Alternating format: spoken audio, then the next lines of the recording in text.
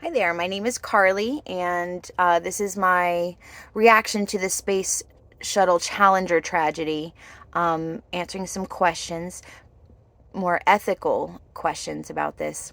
This is my third attempt at making this video. I love space. This is definitely a tragedy, but I've grown up knowing about this, the Challenger in particular, and well, 5 minutes into a video, I realize, each time that this is only supposed to be a 2 minute, 3 minute video. So I'm going to try to just stick to answering the questions because I could talk about this all day. What could NASA have done differently? So many things. I think the bones of it is that NASA really was succumbing to political pressures. They were kind of in a race at the time with the European Space Agency, trying to get space transportation commercially available, which meant that they were under economic pressures to make it affordable. They were under political pressures to be the first and not let the Europeans beat America, and really pressures just from society in general. And so what could they have done? They could have put human life first. They could have considered the cost of the expense of life and all of the work that people put into it to and just the setback. When we're talking about ethics, it's what is right versus what could be sometimes, and they caved under the pressure of let's get it done, let's get it done. More of the business aspect than the humane aspect.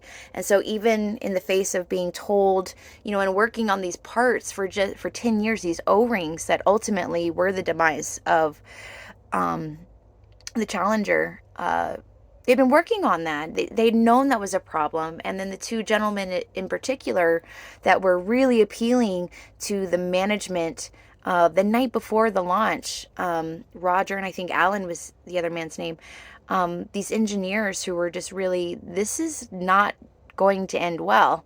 And it turned into from an ethical or even scientific decision to a managerial decision.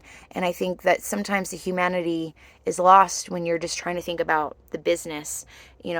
Business is business, but it takes people to run a business. Question number two, what should Roger have done differently? I don't know that he could have done anything differently, honestly. He did everything he could.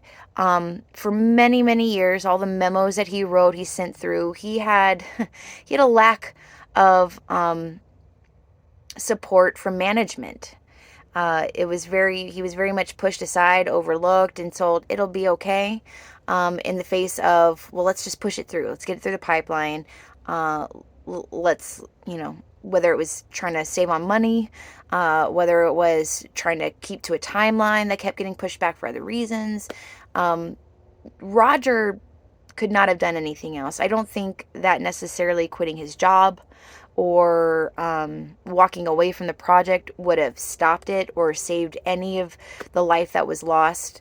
I think he did everything in his power. It's really sad to think about that. Question number three: what do we see as as your future engineering professional responsibilities?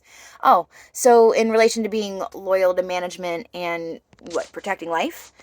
Well, of course, without life, we don't progress. So, really, it's everybody's responsibility to look at every issue, every problem, not just from a business standpoint, but from the ethical, the human standpoint. What are the real costs? It's not just money. What value do we stand to potentially lose? What are the real consequences here? And I think as people, it is our responsibility to, of course, learn technical aspects, all of the things that we're supposed to learn and put into practice. But there's that element of that gut, that humanity, that supersedes any amount of money. That's more valuable than any money or asset you could ever ask for. That's life. Without life, you have nothing else.